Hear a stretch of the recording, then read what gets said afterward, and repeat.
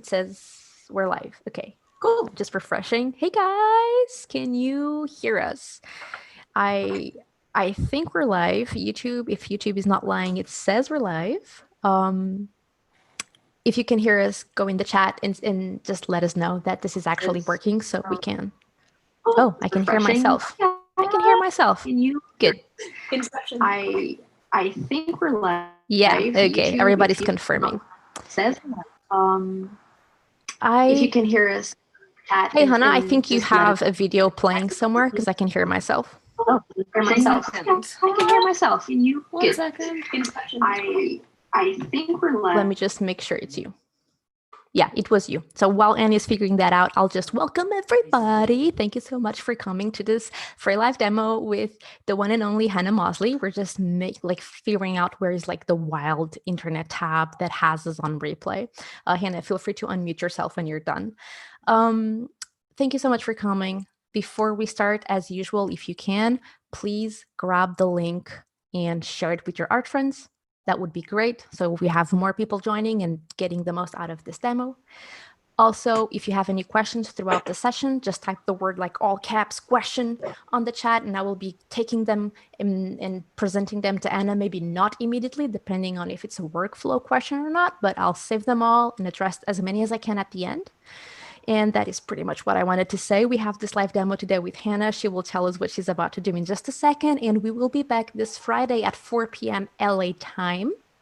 Marian, our new host. We have a new host. You guys are going to love her. Our new host, Marian, is debuting this Friday. So if you guys can please come and say hi to her. It's her first time hosting this Friday with the artist Zoe Lee. And it's going to be oil pastels, still life with oil pastels. And yeah, so I will shut up. I think you guys are tired of hearing from me and I will hand it to Hannah. Hannah, would you mind telling us what you're about to do? Hi, yeah. Hi everyone. Thanks for coming and tuning in.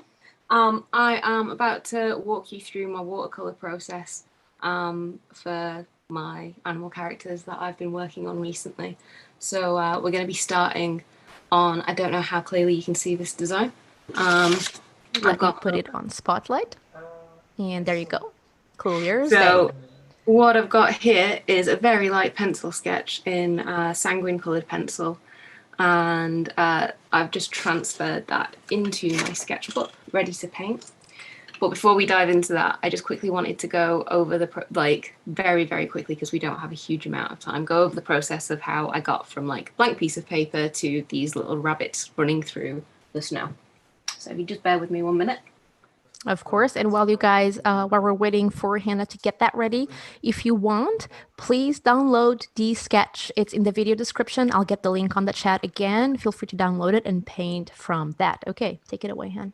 Okay, so this is the file that Anya has just mentioned that you'll be able to link to.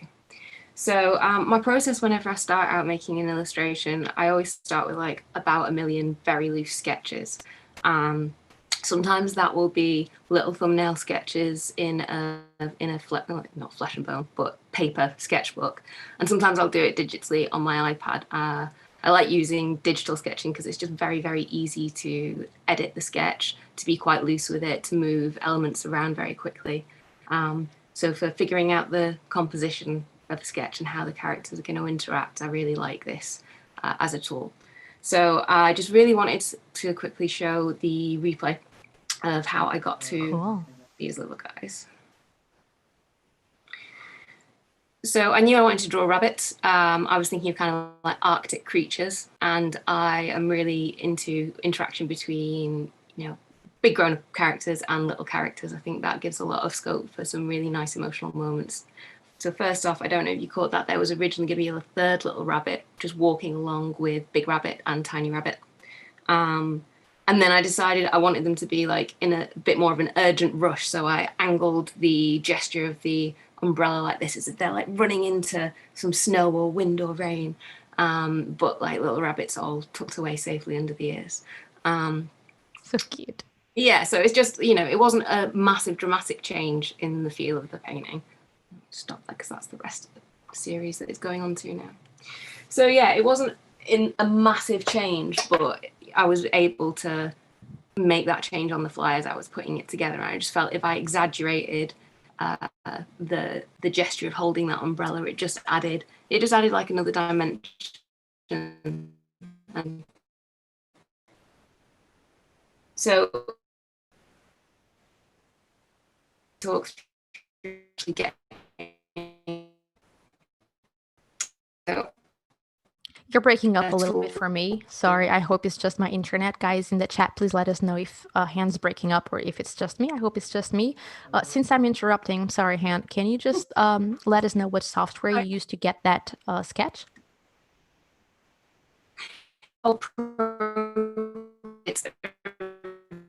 It's only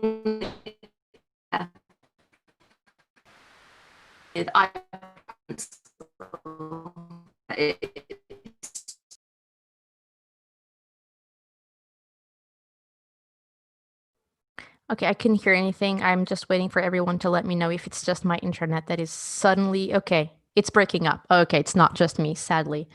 Han, if you have anything, using up your internet, feel free to just take it off. I'm assuming everyone can hear me clearly. Please let me know if that's the case. And I'm sure we will get Han back super quickly. Han, feel free to interrupt me if you can hear me.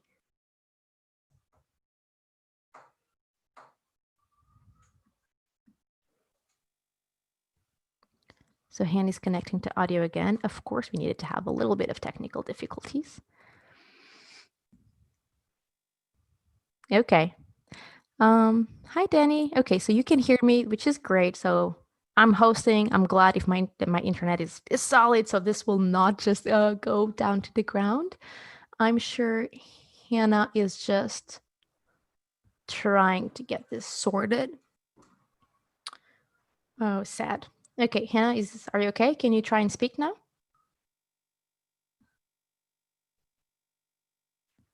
We cannot hear you.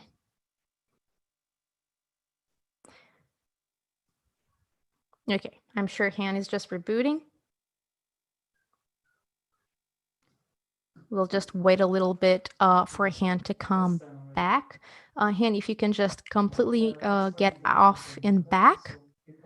It might be a Zoom issue. Well, you guys are waiting. I just want to make sure that you know that today we have Han, hopefully, if the internet allows us to continue. And again, this Friday we have the new teacher coming, Zoe Lee, with our new host, Marian Pham. She's new. Let me just, I'm pretty sure you guys are seeing my face now, right? Just let me know. I think because there's just two of us in here. So this Friday we're gonna have Marian joining with Marian is hosting with the teacher Zoe Lee. They're doing oil pastels, which is going to be pretty cool. Throughout the whole month of November, we're going to maintain this schedule. So Tuesdays, it's this time for the live demos, and Fridays is 4 p.m. LA time. So later, if you guys are in Europe like me, it's going to be around midnight, 1 a.m. for you. I know it's late, but it's Friday, so that's why we try to, make it work. If you guys want to stay up late because it's Friday night, then hopefully you can join us as well. And starting in December, we're going to have another live demo on, okay, maybe you can hear me now because, Han is joining. Han is joining. We're getting her back. But yeah, in December, we're going to have, let me, Hello. You're back. I am. I'm sorry about that. Can you let me start my video. No problem. I'm spotlighting your video. All of things happen when we go live. Thank you for your patience. Let me just. Yeah, I was just informing them of our evil plans for the rest of the year. Hannah's back. The internet did not break entirely. No one can stop us. Amazing. Right. Moment. So can you hear me okay, Anya? Yes, I can hear you perfectly well. Your camera is vertical, though. You have to tilt your phone to make it horizontal. Okay, 1 second. So we can clearly see your workspace. While you're getting that ready, I will get my face back on and make sure that you guys know that starting next month, we're going to have 3 live demos a week. And next year we have like this evil plan to conquer the world where eventually we'll have like every day. Fingers crossed we can do that. Still working on it. But okay, I think Hannah's ready. Spotlight video. Okay. How is that looking to you, Anya? Perfect. Okay. Really sorry about that interruption in service there. No problem. They just had to hear from me for like a couple of minutes. I hope I wasn't too boring, guys. Your audio is perfect now. Wonderful. Okay, I will then excuse my voice from the equation and let you continue. I think we stopped listening to you when you just finished showing the digital process, and someone from the chat, I'm sorry, I forgot the name, was asking what software you were using to get the sketch done. Okay, cool. Yeah, the software I use is called Procreate, Okay. and it's compatible with the iPad Pro and the Apple Pencil.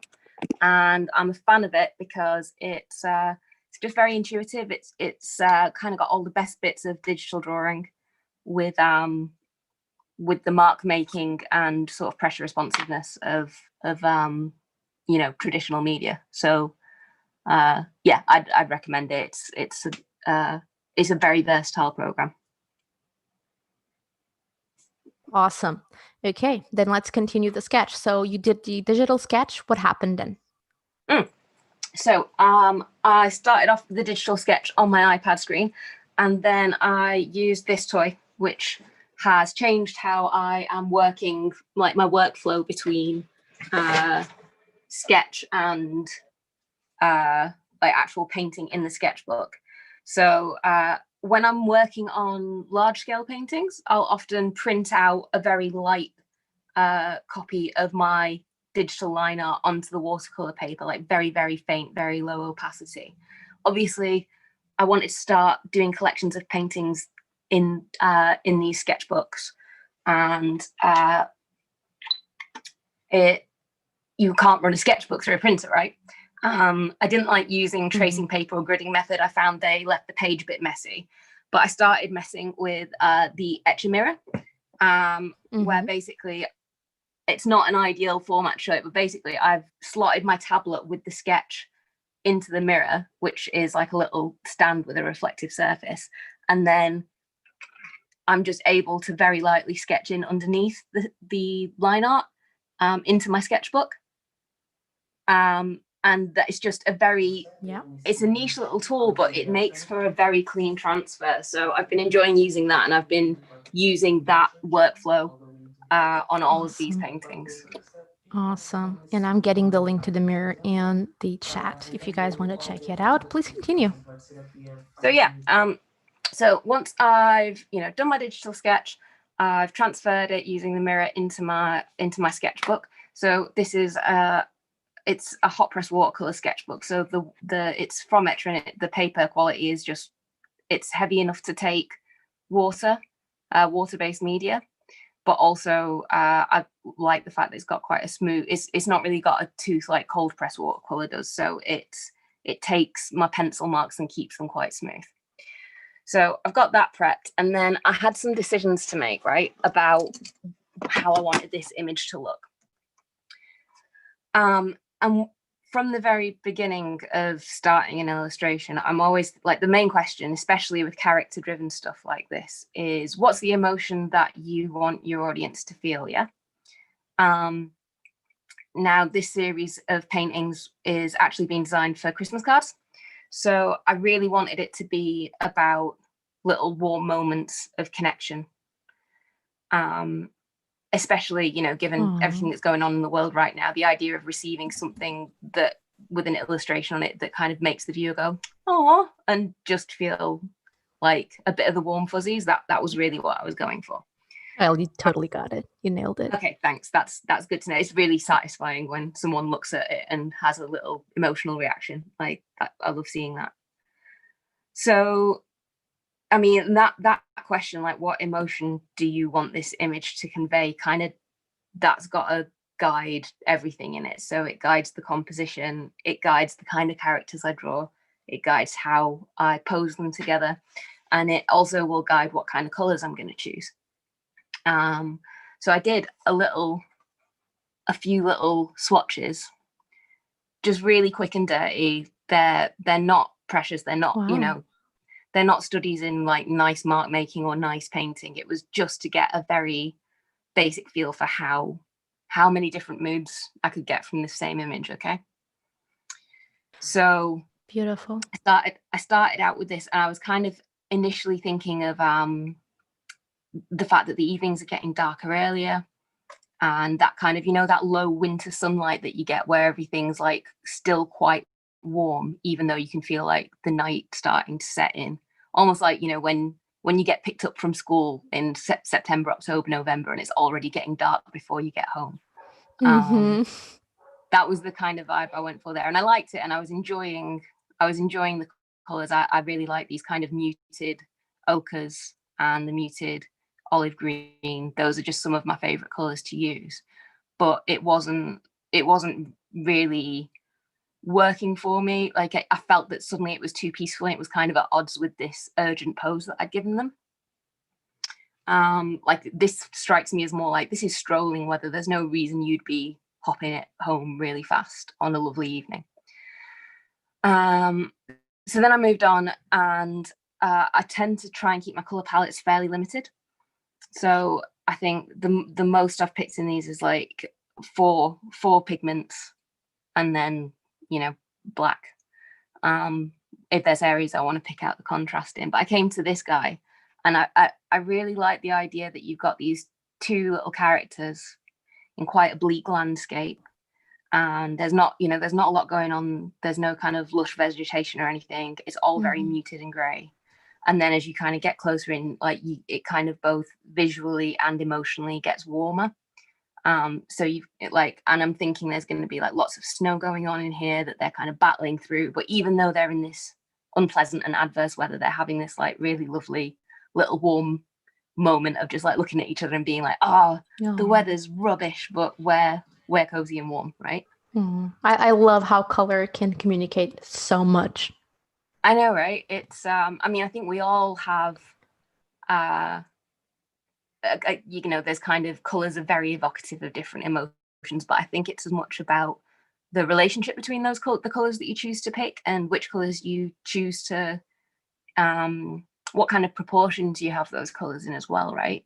So this is mostly Payne's gray and a bit of cerulean blue and reds. Compliments. Yeah. So, and then I've used alizarin crimson just to make Big Rabbit the main focus, and really draw your eye in. Wow. And then I went a little bit crazy and was looking at some pictures of the Northern Lights and was like, I wonder if that could be an interesting take on it. Like you've got this small scale, cute, intimate moment set against the background of this like really I love the idea that there's this really awe-inspiring natural phenomenon going on in the background, right? But these two are still like more excited about the fact that they're hanging out together. So I had to play with that, but it just didn't feel right. This one, I felt like I had too many colors and it looked like they were like a 70s disco.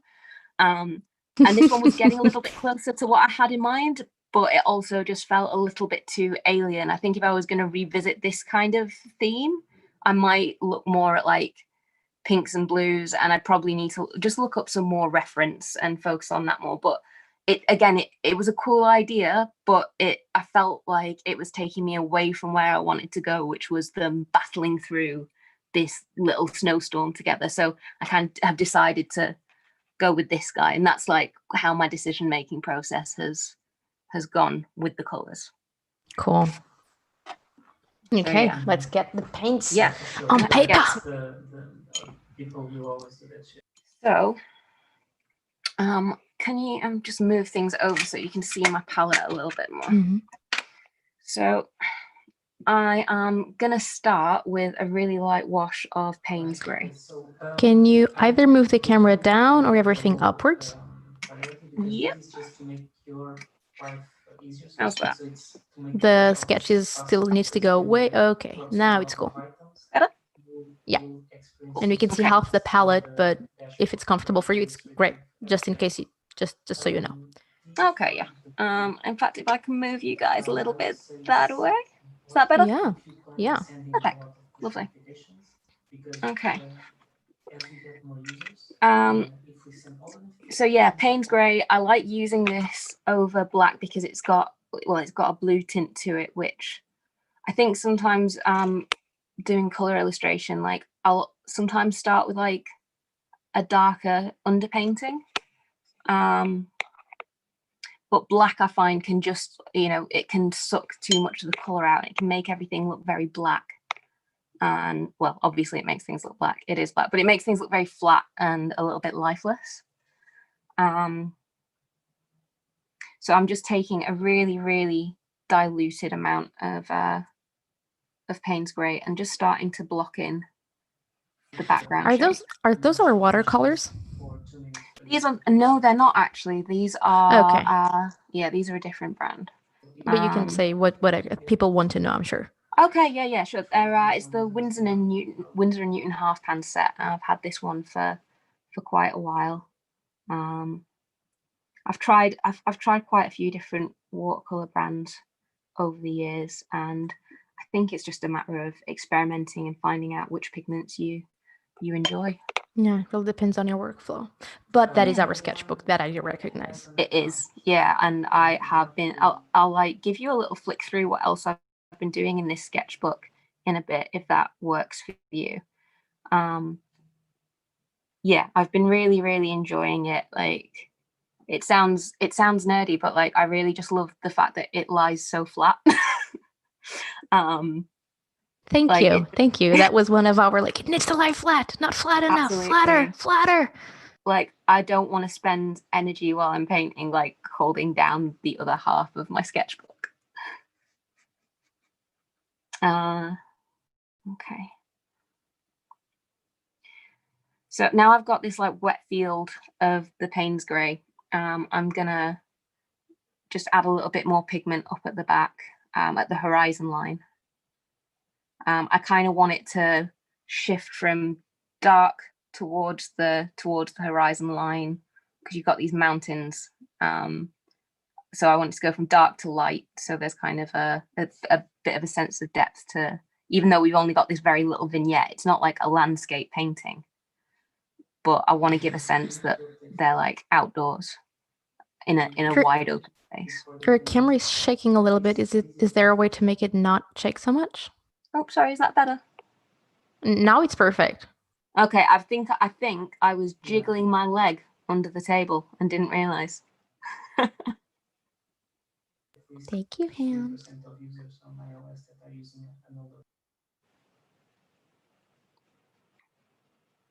So yeah, at this stage, I'm not being super precise. I'm just making sure that I preserve the areas that I want to stay light throughout. So I'm just being careful, like, not to cut into the rabbit's ears and their fur, because I know that's going to be their fur is like the lightest area of the painting value wise. Sometimes on larger paintings, I'll use like masking fluid or frisket. Mm-hmm. But sometimes that can interfere a little bit with my pencil underdrawing, and I like being able to keep those initial marks I like those layers to still be visible. So for something smaller like this, where it's not, it's not super, super complex composition or anything, I'll just work around the areas that I want to preserve. Are you working on hot or cold press paper? This is hot press paper. Preference?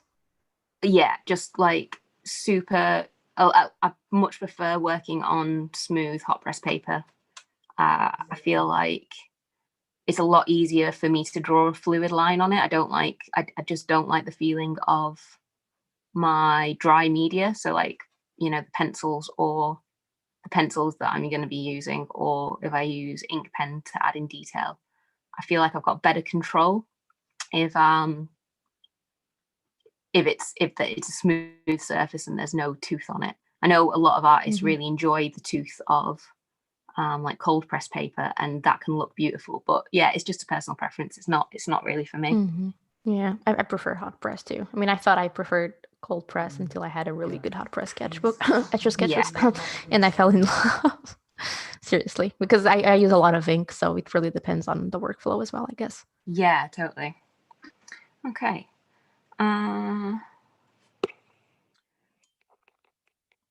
So I'm also there's like a lot of Payne's grey in this. Like it's almost like a complete underpainting. I'm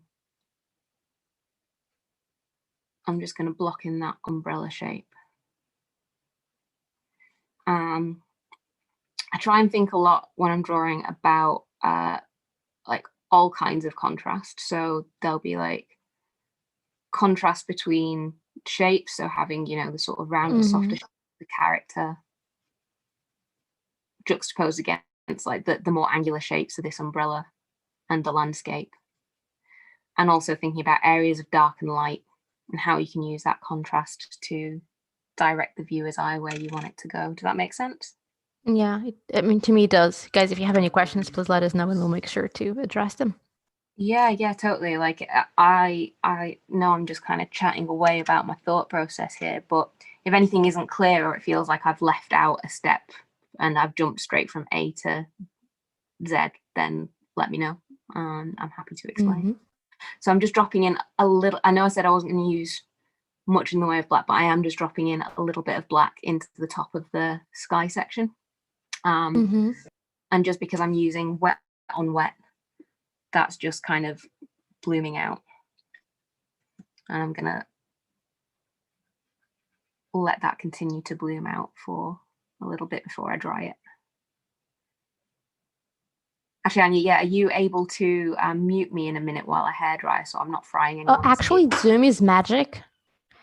And it will kind of mute you when you use, you know, something loud. Yeah, something I found out when someone was also using a blow dryer to dry their watercolor.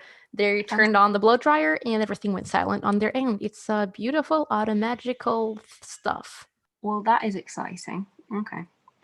So again, I'm just using more of the Payne's grey pigment to increase the contrast between the mountain shape in the background and the umbrella shape in the foreground.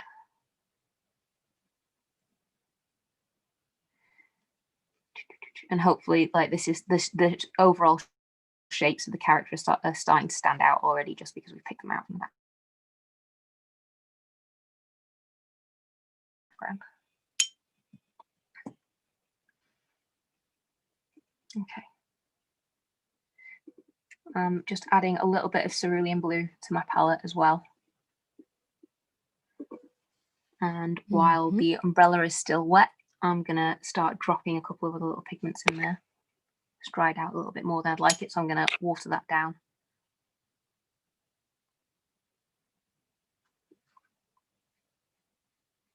So do you usually water down the pigment a lot and then charge with more pigment as you go? Is that what you do? Yeah, so because I'm using a slanted palette, if I make a big pool of water and then add pigment to it, usually you'll get like a less saturated paint at the top, and you can kind of skim off just the water and the pigment will have sunk to the bottom a bit. And then if I want to add more pigment in, I'll either just dab the brush straight into the pan, or I'll mix up the pigment in the pool that I've made on my palette. And that's just kind of you end up getting just an intuition for what kind of saturation you're going to get. And then likewise, if I feel like I've got a little bit too much pigment, like I did before, just with that blue, I'll just wet my brush again and go back in and smooth it out. I mean, I'm trying, you know, trying not to saturate the page because obviously I don't want it to buckle, but it is able to take quite a lot of like, I'm trying to work thin and lots of layers rather than just like saturate it entirely. If that makes sense. Okay. Now I'd actually put a very small amount of crimson on my thumbnail. I'll just show you. As well as the local colour of the umbrella being blue, I wanted to put almost like a little reflection or accent of the crimson into there. So I'm just going to do that very lightly. Okay. Obviously, this isn't a super photorealistic study of how light moves, but sometimes having all your colors totally isolated and just linked to one object. So say the local color of the coat is red, right? If you just had that coat under a white light, it would be a red coat.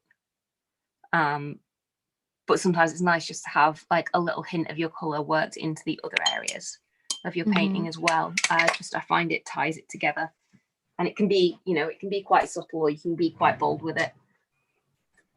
I'm just grabbing my hairdryer so I can dry this layer off. Yep, no problem. Let's see if Zoom holds up to its promise.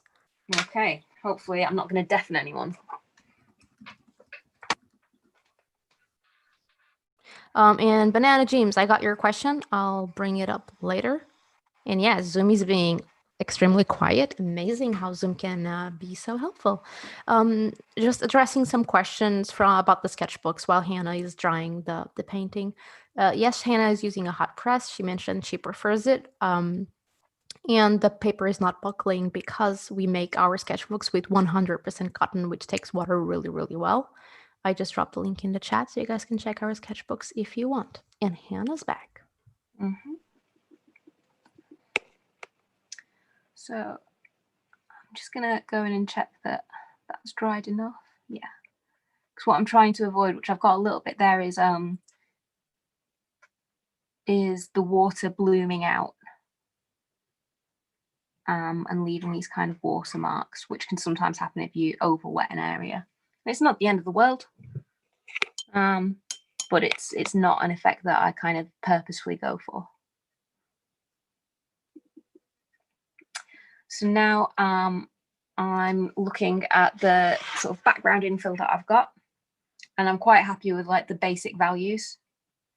And I'm just coming back to my sketch, and I wanted to have a little bit more like sort of brush mark making in the foreground. So I'm just going to go back in, and with a really sort of light mix of that cerulean blue and the Payne's grey, I'm gonna just make some little pools of colour that are kind of going to read as texture, so that I want it to look like they're running across snow. I also want to mention, while you're doing that, Hannah is doing a mini workshop, as all our teachers do, with us on December 2nd. If you would like to go to her mini workshop, where she will explain in more detail how to create characters with an attitude and how to use watercolor to bring them to life, please join her workshop. Link in the chat, and it's on December 2nd. Yeah, I am super excited about that. This is kind of really just a potted overview of how I like to work, but it'll be nice to have a bit more time and opportunity to kind of dive into it, and maybe spend a little bit more time on the sketching and preparation part, because that's where so much of it is really made. A lot of the painting is kind of decided in a way before I ever get to pick up the paintbrush. And you get like nice and unexpected outcomes when you actually do get to the point of painting, but like the reason why you're doing the painting in the first place, I think is interesting, and it'll be nice to go into that in a little bit more depth. Definitely will. I think you guys, we already have a few who already enrolled in your mini workshop, so thank you so much for that. And That's I just really... dropped and I just dropped your Instagram link in the chat. Please continue explaining what you're doing. I will quiet myself. That's quite all right. Yeah, no, so I'm basically just going back in and adding more dark values to the mountains in the background. I'm just focusing on the background at the minute because I find if I flick too much between background and foreground characters, they don't stay quite as defined as I'd like them to be. I really want these characters to look like they are in the landscape, but also, they are the focal point. I want them to pop out. So I kind of want to box off most of the background before I move on to them. So I'm just trying to give the illusion of crags or you know, a bit more texture and detail into the mountains in the background. I'm not going to make it super high contrast. So I kind of always think of like where the darkest areas of my painting are going to be, where the lightest are, and where I want my midtones to be. And I find that separating those or using those different kind of value bands, like the light, the mid-tone, and the dark, separating those out into like foreground, midground, background works quite well. Just if you're trying to get that sense of like depth and space. So here I've kind of decided like my sky is going to be the darkest area because it's a night sky. The midground, which is I guess the mountains and the horizon line and the ground coming towards, or the ground that the characters stood on, will be our midtones. And then the characters are going to be the kind of lightest value wise, and they're going to have the brightest and most saturated colors on them. But you don't like that's not like a strict rule of thumb, or I guess Definitely, yeah. But like that depends on the composition, on what you want to achieve with your piece. Absolutely. In fact, even I think with the other potential thumbnails I did, I mixed that up. So here the mountains are the darkest, the sky is the lightest, and the characters are in mid-tone with some accents of very light value where the northern lights are hitting them. So it just depends on what kind of lighting setup you're painting, what kind of feeling you want the whole painting to have. It always comes back to what's the feeling you want it to have. And the kind of the story here is two characters with a really warm connection in an adverse setting. So that thinking just kind of leads me to think, well, the characters should be the lightest and brightest thing because it's them and their interaction that is the emotionally the lightest and brightest thing in this scene, if that makes sense. Yeah, it does. And that's how color can tell a whole story. Totally. So yeah, I'm feeling happier about the midtones here. I'm now seeing that like obviously the layer that I've put in the sky is kind of falling into the background more, or you know, falling into that midtone range more. So I'm going to go back in. I'm just going to pick up some more pigment. So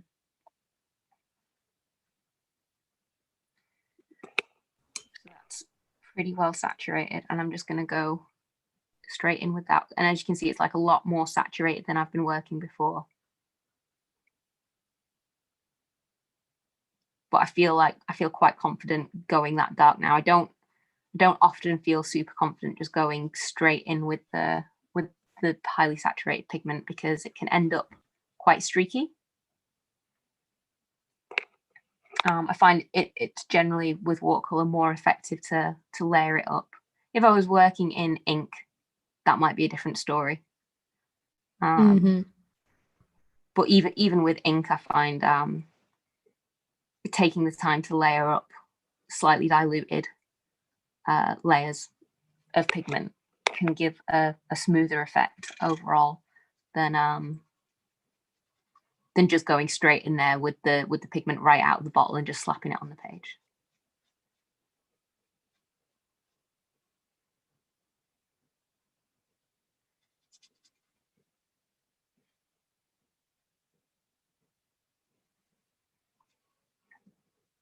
Notice as well, I'm not using any really massive brushes on this. I'll probably do most of this particular painting with the one brush.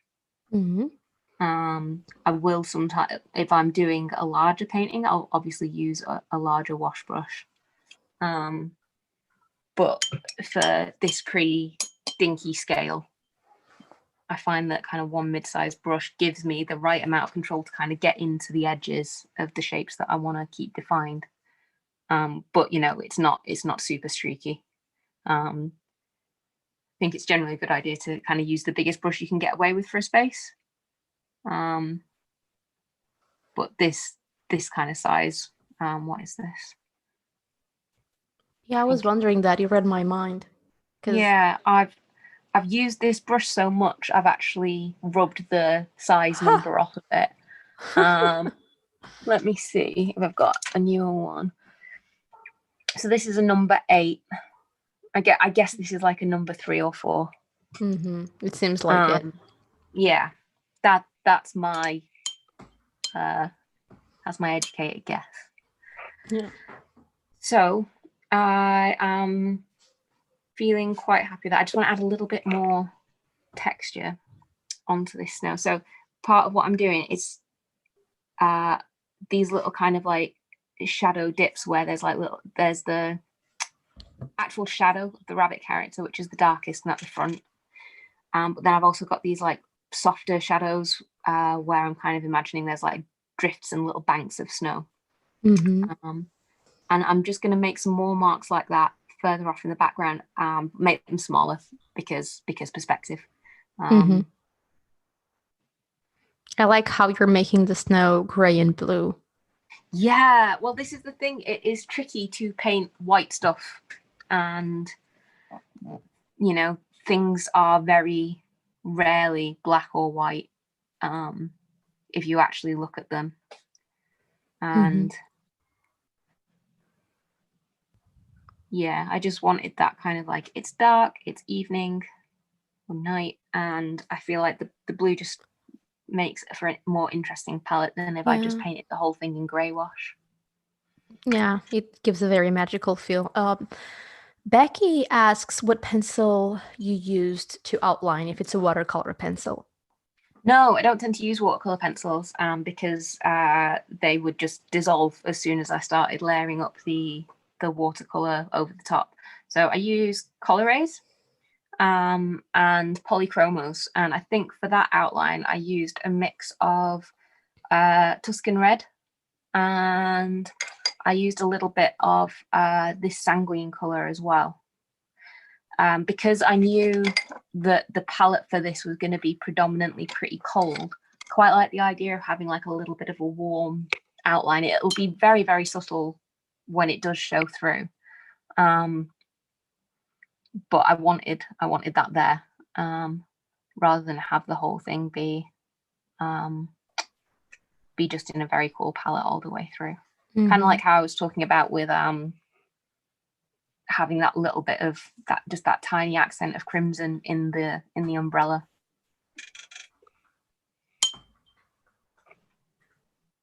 Makes a lot of sense.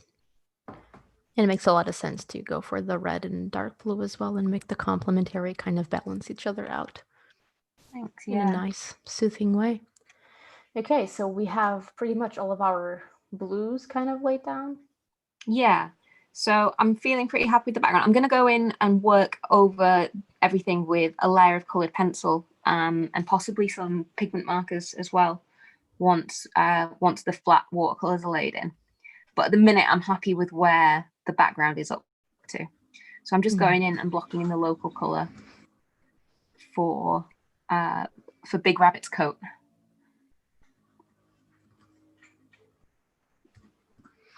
And while we're painting that, I just want to remind everyone watching, since we got a new peak of people, 109. Hello, everybody.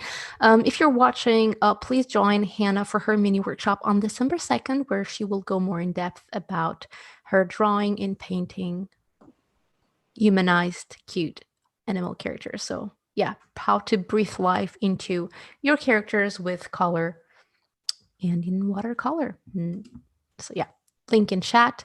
Oh, and a reminder for those of you who do not know, her live demo is $5.50.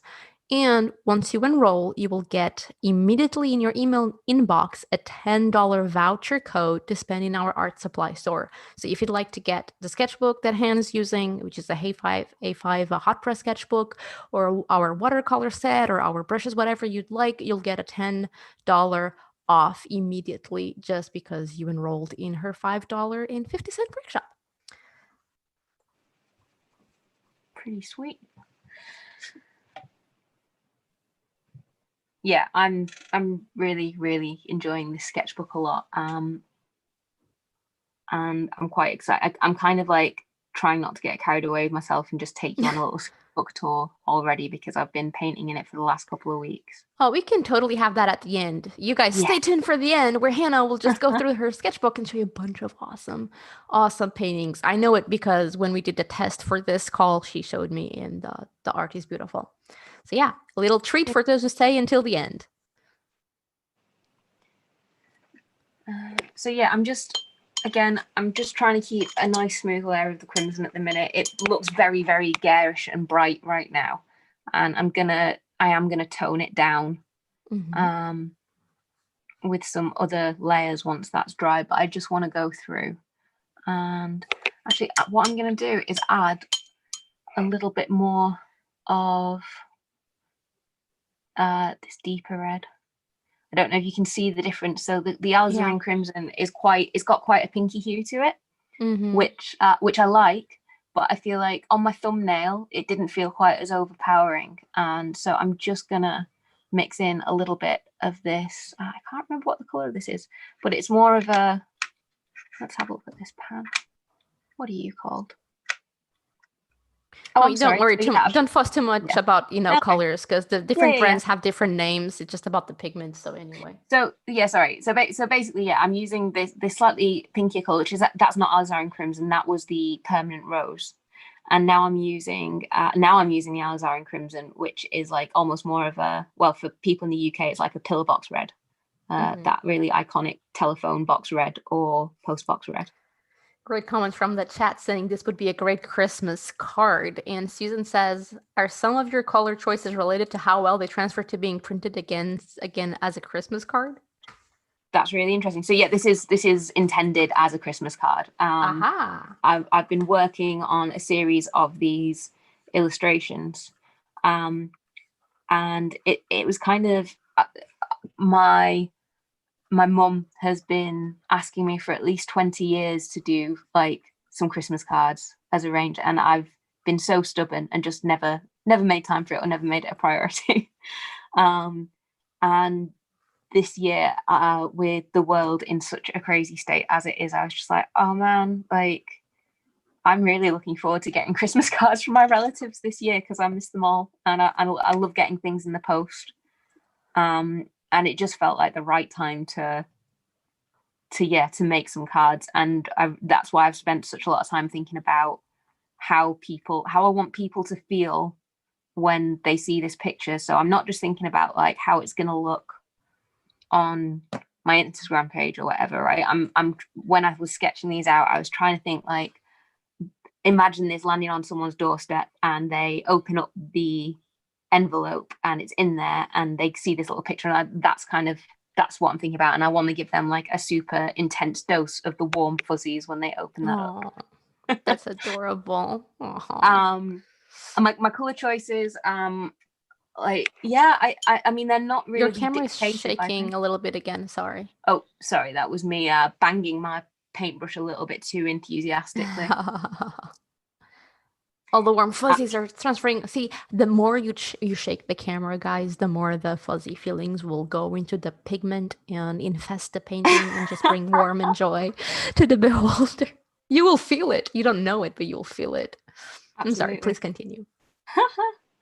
Yeah, just I think you said someone was asking if I made my color choices based on what would replicate well in print. And I don't really, that they're not limited by what I think about, or they're not limited by print, I guess. But I do think about how they'd look as Christmas cards. Like I'm kind of trying to go for sort of what people will read as festive colors, but without just festooning everything in green and red. So yeah, it's definitely influenced by what I'm thinking the end purpose of the illustration is going to be. Like what's its life cycle, where do you want it to be seen, who's going to see it, but it's not like super limited by that. So I'm just going to grab my sketch again. So I kind of have also mixed like a kind of peachy color. Mm-hmm. So I'm just gonna, I think I used actually a tiny bit of ochre to do that.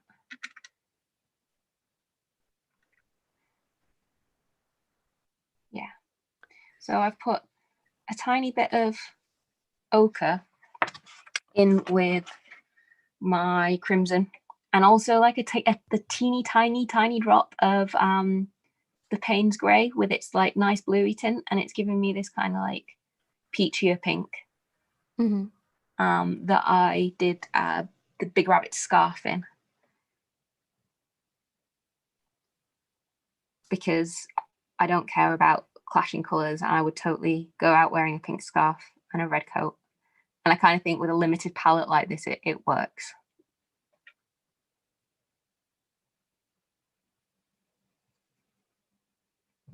So your approach here to the painting is shape by shape. So you just do the Yeah. first wash pretty much for everything, and then you just do the second wash more or less for everything again. I'm Pretty assuming. Okay. Will you still touch up the background? The background, I'll probably not do that much more with paint at the moment. I'll probably go Okay. back into that with ink Pencils. and pencils. Yeah, because again, that kind of contrast thing we were talking about, like I want the rabbits to be like the main event here, right? So that means that I don't want a background that's so fussy and filled with texture and details that it distracts from these little guys in the front. Cool. And I love how you're painting from background to foreground, so you get everything on the back kind of settled, and then you move like into the bigger shapes of the next, and then again bigger shapes of the foreground, and at the end Exactly. you're just pretty much painting the bunnies and not Yeah. touching anything on the background except for the final like tiny touches. Okay, that makes a Yeah. lot of sense. Safe way to Yeah, paint. Oh, sorry, go on. Safe way to paint. I think it's very smart. Thanks. I've got a really short attention span, which is not great for a tattooer, or it is great for a tattooer because when I'm tattooing, I have I have my clients sat there watching me, so I can't like just sneak off and get a cup of tea or distract myself. But with painting, the painting's not going to tell you, hey, get back here. Yeah. So, and I find I'll either get, if I kind of move around the painting too much, like without boxing bits off, I start getting a bit frustrated with it. So like when I'm drawing, I'll very much move around the page a lot because it's kind of a balancing act. You're adding a bit here, adding a bit there. And there is a degree of that with the painting as well. Like I think you saw me kind of moving back and forth between the mountains and the sky, trying to figure out the relationship of the values there. Like what should be, how dark should the midground be? How dark should the darker areas be? But it's very easy to get stuck and bogged down in kind of noodling away at one part and neglecting the overall painting. And then you can end up with one very overworked looking area. And Okay, that can be quite demotivating, I think. Whereas I find if I at least get everything sort of blocked in, it gives me momentum, if that makes sense. Yeah, it does. Like it really helps me keep going.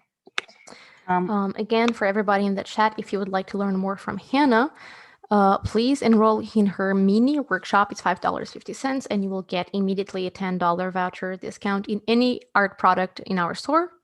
The link is in the chat, and she will have more time to go super in depth about creating these characters with so much life and how to bring a story to life with them through coloring. Please continue. So I just did a little, added a little bit of that ochre back into my Payne's grey because I wanted the Big Rabbit's trousers to be a grey, a sort of grey tone. But I also don't want them just to blend into the predominantly Payne's grey background, right? I still want it to be differentiated enough from the background. so adding the yellow ochre into the quite blue Payne's grey has just given it like I don't know how well the camera is picking it up, but it's like a slightly greeny tinge. Like comparative. I think if you looked at it in isolation, you probably still look at it and go, it's like a bluish grey colour, but it's definitely more on the green side.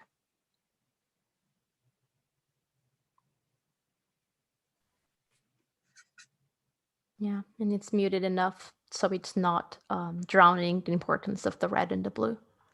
Exactly, yeah. Like it's unusual that I'll use a pigment straight off of a pan, unless it's already quite a muted pigment. Obviously, I have done for the crimson coat because I really wanted that to be an accent and for it to stand out. But even with that sort of pinky crimson coat, I'm going to be going back in with the Payne's grey again and adding shadows into that. So even that element of it, which is the brightest of the painting, is going to get quite muted. Yeah, exactly like Monica said, it's a warm gray kind of color. Yeah. Warms and colds. Yeah, it is very much thinking about like the relationships between the temperatures of the color. So like now I've gone that peachy color that I used for the scarf, I'm also using to kind of highlight the feet and the noses and the paws of the rabbits. I think like I'm always kind of obsessed with the hands and feet of characters and how they're posed and what they're doing with them, even if they're not human feet. Like obviously here, all the characters I'm drawing are based on like animal anatomy. But the poses are very human. Yeah, which is something I'd love to discuss further, but we're focusing on the painting now. Just making an animal, like bringing it human life. That itself is a challenge, and you do it very, very well. Thanks. Yeah, it's one I enjoy. I just think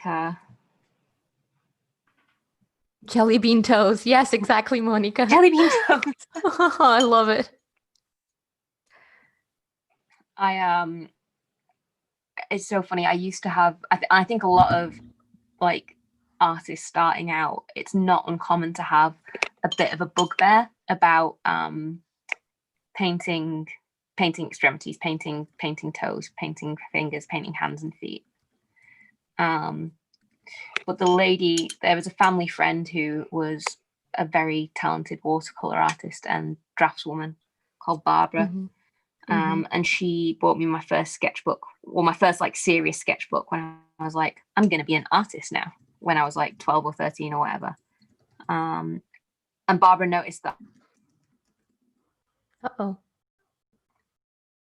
I was avoiding drawing hands. All you can do in this one is hands and feet. Okay, you broke up a little bit. No worries. Just letting you know that you broke up just a little bit, but you're back and you're clear now. Okay, cool. Yeah, can you hear me okay? Yeah. Cool. But yeah, basically like the hands and feet have become like my favorite thing to draw now.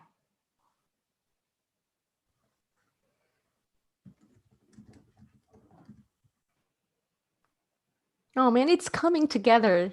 And I already feel the fuzzies and it's not even done. That's great. So I'm just doing what I said I'd do, which is going back in with a very light wash of that Payne's grey. I did a little shadow here where the trouser cuff would cast a shadow on Big Rabbit's butt.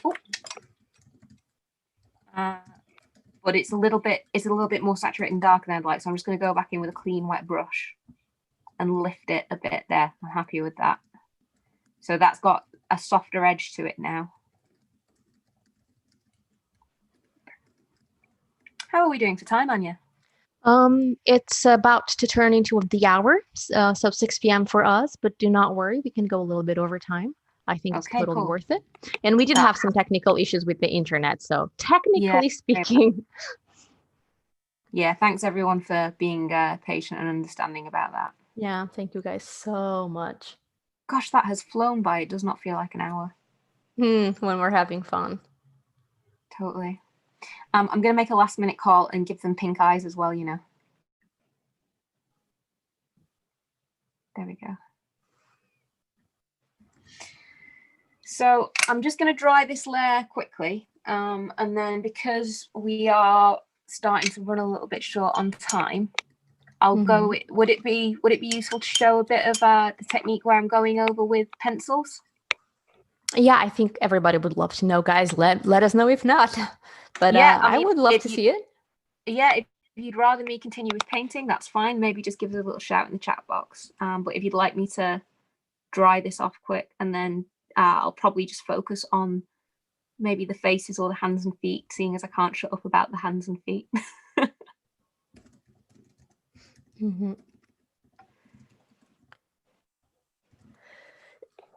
Bless me. Bless you. Bless me again. Sorry, I couldn't hit the mute button fast enough. Better out than in. Hashtag live. Oh yeah, everybody in the chat is like, yes, please. See, penciling, yes. Yeah. Let me just dry this bit. Do we have time for the flip through? Jazzy, definitely. We will. I mean, it's a few seconds. We will definitely add the flip through for of the sketchbook at the end. I would never take that away from you guys, ever.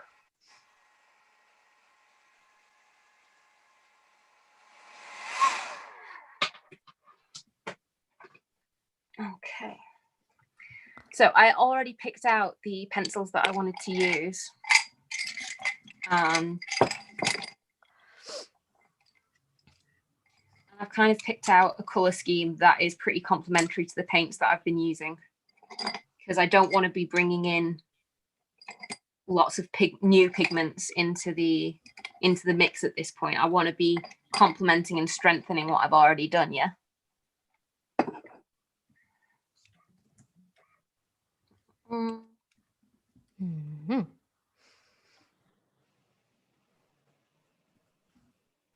So I'll tend to just like pick a section that is appealing to me and then dive right in with a very sharp tip pencil. I like a really long sharp point to work with, and I feel a little bit guilty about this because I feel it means like I sharpen away at least half of my pencil throughout the working process. Oh my goodness.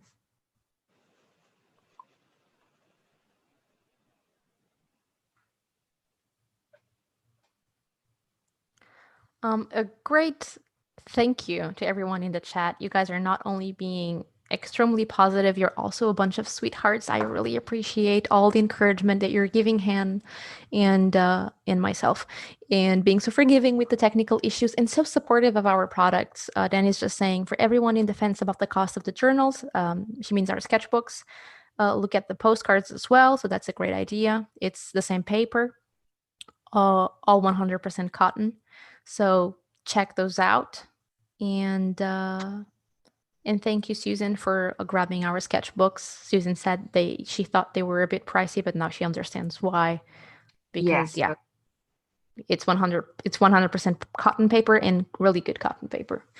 So thank you for being so amazing. And also, again, for anyone who hasn't heard me pitch this yet, the mini workshop for Hannah is $5.50. If you guys enroll, you'll have $10 to use in any art supply of your choice.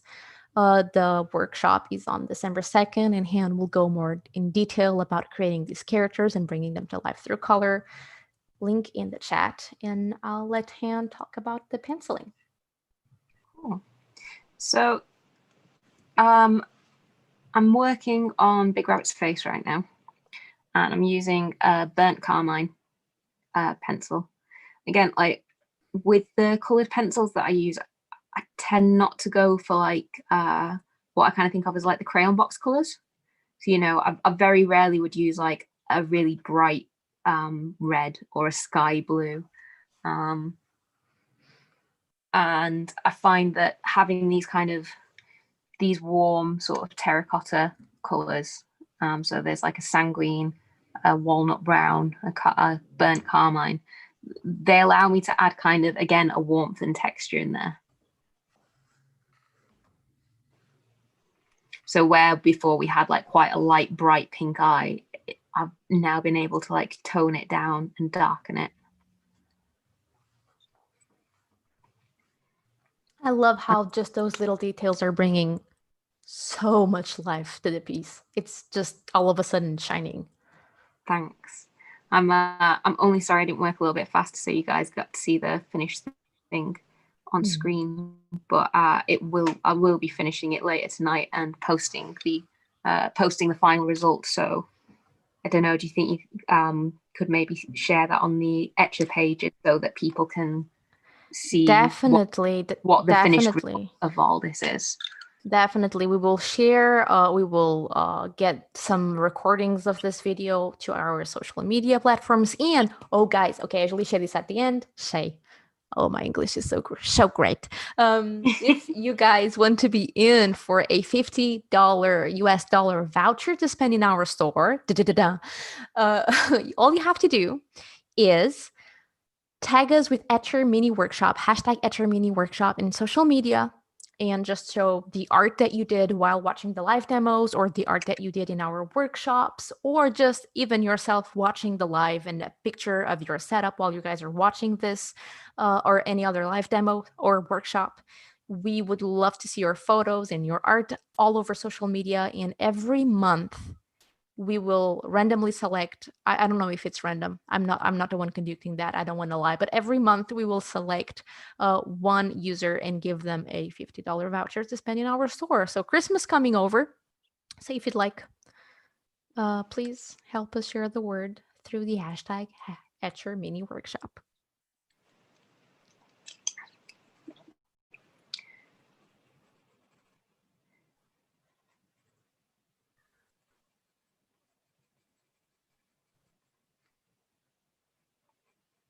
So one of the nice things I like about using the pencils as well is I'll usually use them to add any textile pattern or texture in there.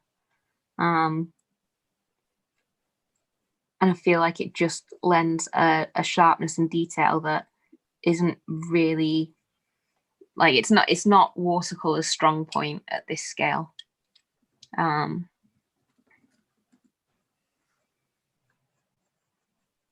And I've always been very more of a drawer than a painter, if that makes sense. Mm-hmm. So for me, being able to kind of keep the element of drawing in my painting, I just like the way it feels. Again, I think everyone kind of ends up going through experimenting with different media and figuring out what works for them. And this is just kind of what works well for me. Mm-hmm. Again, I don't really use black outlines mass amounts for this. I'll sometimes use black ink if I want a more sort of dynamic, cartoony feeling, or if I'm designing something for a tattoo rather than a card. But because I want, again, we're going for the warm fuzzies with this, I want it to look very soft and almost like you might not be surprised to find it in an old storybook. So having the softer brown lines rather than the really harsh black ones, or not harsh but high contrast, really dynamic, I just find that works nicely. Yeah, especially when you're trying to convey such a, warm and delicate kind of feeling through the painting, it makes sense that for your art specifically, you're not using black lines. Yeah. Which does not mean you cannot, it just does not mean that you cannot achieve the same effect with the same softness with black, by the way, because my art is also, I try to make it adorable and such, and I use a lot of black. It's just a different approach. But for yours, this is just, it wouldn't be the same with black, definitely. It's beautiful.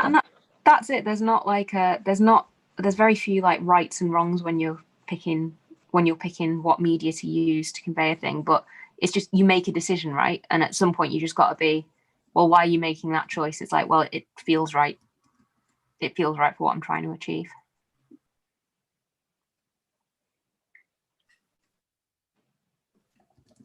Mm-hmm.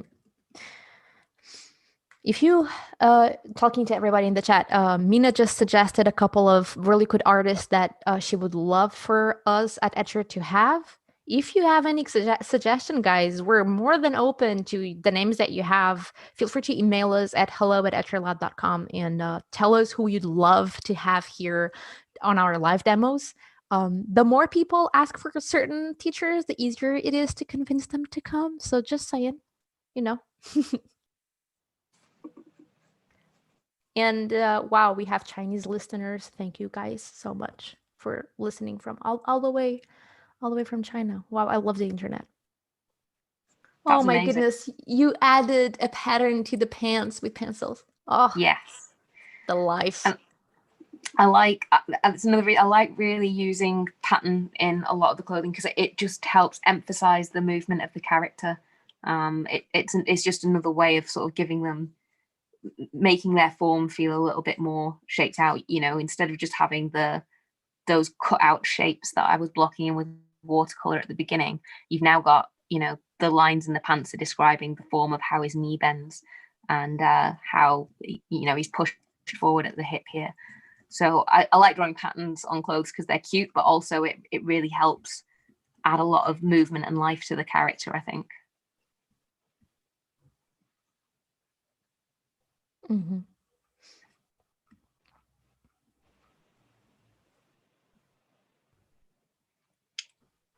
But yeah, I just want to say thanks so much for everyone for showing up and asking questions and being involved. I really super appreciate it.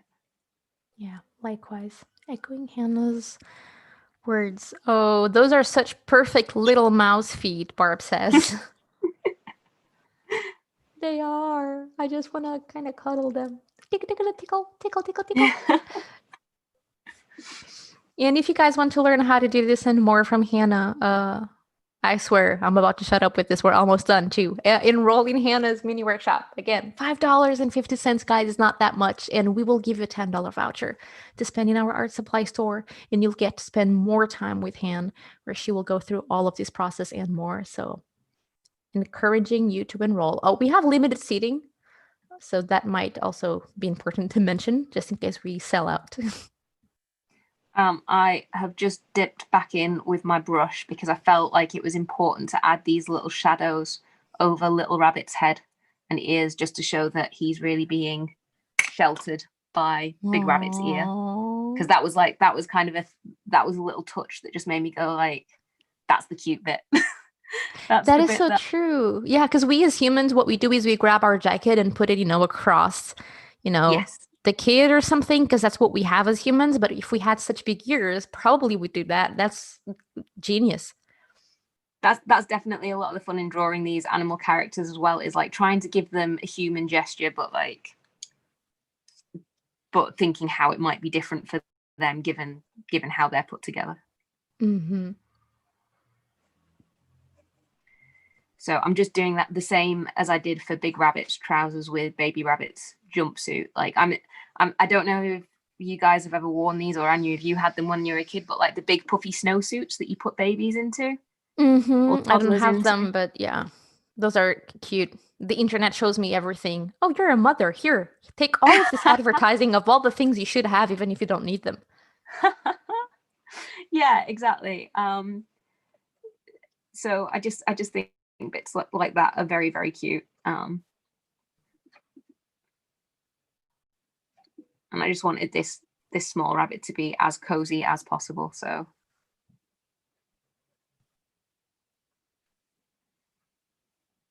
yeah.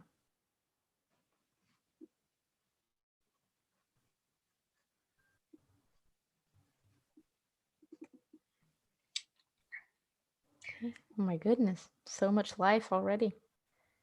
Beautiful. So yeah, this would be pencils. like would definitely be like an iterative process where I might go back and forth between the pencil and adding some watercolor accents, like I just did with the cast shadow from the ears and the hat. Mm-hmm.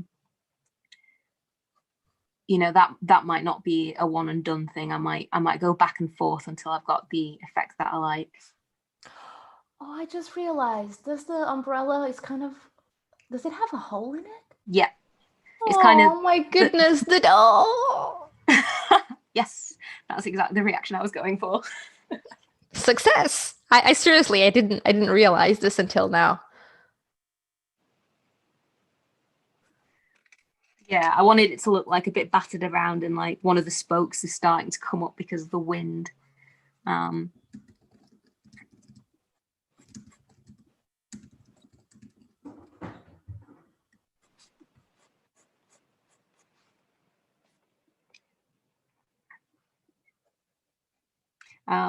Also, I don't know if anyone who's doing the mini workshop, if there's any requests of like particular creatures that you're interested in me chatting about. That, guys, yeah, let's do it. You're live. You have an advantage towards anyone who's watching the recorded. Okay, special event just for you guys watching this live. What animal should Hannah draw for the mini workshop? Let us know in the comment section below. I'll keep an eye and we will pick something by the end of this live session. Me and the session. Oh my god, I need dinner. And yeah, please guys, tell us what you love. Oh, squirrels. First vote for squirrels. That's a good one. Come on, more animals. Guys, tell us all the cute animals you'd love to see Hannah paint in the mini workshop. You know, we can do fierce animals too. It's entirely possible to take, like, I'd love to do a honey badger because they're like the most dangerous animals in the zoo, and I'll make them cute too. I don't care. I'm going to make everything cute. Wombats, cats, second for long hair cats, frog, lizards. Amazing. Too many animals to choose from. Yeah, you're correct, Tina. Oh my god, little froggy, mice, hedgehogs, elephant, sphinx cats. Oh my god, the cats are winning. Deer. Oh, a deer. I would love to see a deer. That's not easy. Oh, I've got one of the final designs for this little series of cards is a stag with baubles hanging from his antlers. Okay, we're gonna see koalas. That's actually a good one. We're an Australian company, so koalas might actually be. I'm not picking, by the way. You're the one picking, Hannah. I'm not trying to. I'm very open to suggestion. Platypus. I do not know what animal that is. I'll have to Google it, but I'm sure it's They're amazing. They're imagine a beaver with a duck's beak. I know which one it is. Okay, it was just my English not being. Portuguese? Otorino. Otorino. I think that's the word. Yeah. If there's anyone that is Portuguese watching this, if I did say it wrong, I'm sorry. Honey badger, please. Hippos. Yeah. Horses are difficult. They are my nemesis animal. You like to go big or go home. Strike hard, no mercy. I'm watching Cobra Kai. I'm sorry. I don't know what I'm doing anymore. Kiwi bird. Beautiful. So many animals. Okay, we have tons. We have a long list. And any of these that you haven't done yet, Han? Yeah, I mean, I've done all of the kind of woodland creatures. I think I've done in different versions. I haven't done a horse yet, and I would like to. I haven't done a sphinx cat. They're the hairless cats, right? That would be interesting. They definitely need like some serious cozy knitwear to keep them warm because they have no hair. God. I just Googled how to say platypus in Portuguese, and it's even harder than I thought. That's why I completely deleted this animal from my brain because the word is so different. I don't even know if I can say it in my own language. Ornitorrinco. Ornitorrinco. Ornitorrinco. Wow. So that's platypus. Platypus easier. Puffin. So I'm just gonna I'm gonna end up doing more layers of this, but I just wanted to whip out a little bit of magic before we end today. Hey, what is that? What is this? This is ink. This is white ink. I've never used white ink before. Oh my gosh, yeah, it's so much fun. So what am I losing? You're missing out, Anya. You need to get on this. I'm missing out. Oh, the FOMO is real. So a lot of watercolorists will use frisket or masking tape, not masking tape, masking fluid to retain white details, to retain the page tone. But I kind of mentioned before, like for small pieces like this, I'm not a massive fan of it. I'll use it on larger pieces, but sometimes I just feel like a little drop here and there of white ink. Oh my goodness, the life just yeah. And like I'm cheating a little bit here because this is the magic-y payoff bit. This is the really fun bit where you kind of go, oh, it's alive. And I'm totally skipping ahead and doing it a bit prematurely, but it was because I felt it was really important to see snow in this scene before we log off for the night. Oh my God. Yeah, it's bringing the whole thing to life. The depth, the feeling. What brand of ink is that? We're getting questions from the chat. Yeah, this is Winsor & Newton. One sec, I'll just hold up the bottle and make sure I screw it shut first so I don't just dump white ink on it. And we have our beautiful Yeah. Oh no, it's a blizzard. splash. So it actually has a little polar bear on the front too in a snowy landscape. So that's what I'm using for this, and it's an opaque white ink. Sometimes I'll actually mix a little bit of this in with a watercolor pigment as well, if I want a more opaque feel to it. But I try to use it quite sparingly, because sometimes, again, with the contrast thing we were talking about, if you put that highlights everywhere, they're not highlights anymore. It's just everything is toned that way, if that makes sense. Highlights need to be like a party. It's like if it's happening all the time, it's not a party anymore, right? It needs to stand out from everything else around it. Exactly. Keep it simple. If everything's important, then nothing's important. Yeah, exactly that. Exactly. So yeah, and I just feel like this I wanted to show this as well because I feel like it demonstrates why it was important to keep the background so simple and sparing in detail. Because I feel like now you've got the snow in, it makes more sense. The background automatically feels more finished. Yeah, that's just kind of how I feel about it. And also having the snow. Sorry, go on. No, sorry, just wanted to know, would you have used white gouache instead of ink? Or is there why do you prefer ink instead of gouache? I find I like white gouache, but I find that just because the ink is less viscous, it's like it runs freer. So for teeny tiny little details where I just want I just feel like it gives me a little bit more control. So like sometimes with gouache, if I was working at this scale, and this might be a comment on my brush skills as opposed to one medium being superior than the other, but sometimes with gouache it's quite thick and it can be a little bit chalky. Whereas I find that the ink is opaque with just kind of like one layer, and it sits pretty flush with the page. And I like the little minute marks that you can make with it. Cool. So yeah, not complete, but you're really starting to get a feel for the atmosphere, the contrast between the different characters and the background. Beautiful. Yeah. Oh my goodness. Yeah. Is it a wrap? Can we call this? I think so. Yeah. Gorgeous. Okay, we have this done, and we have this done. I'm just sorry. I'm mesmerized at the painting, and it's giving me the cutest feeling ever. Okay, guys, this is done. I hope you guys enjoyed it. We will flip through the sketchbook as promised. Can we do that? So, here we go. I started out experimenting. This is just pencil. Again, as I was saying before, I really like hot press paper because it's smooth and I can do pencil sketches. And then I fix them with either hairspray or a light fixative spray. So that the graphite doesn't smudge everywhere. But obviously this was done at the end of last month. This was like a Halloween-y vibe. And then these are kind of the sort of finished articles of the technique that I've been showing you today. I love how big the bear is because of how tiny the little human is. Yes, exactly. That's the contrast thing I was talking about, right? Like that like if they were the same size, it wouldn't be so emotive. Exactly.